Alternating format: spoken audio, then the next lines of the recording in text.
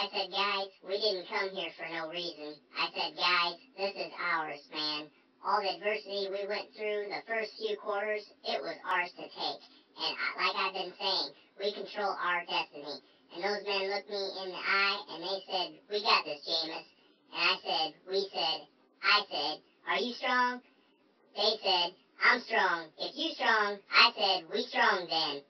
We had to go back to playing Florida State football. We came out here, we were letting us be bigger than the game. We were bigger than the game.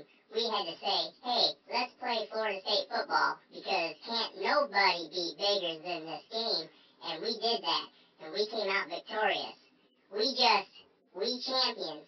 We can share that we are champions together. And through everything that we went through all the haters, through every single thing, we came out victorious. And God did this.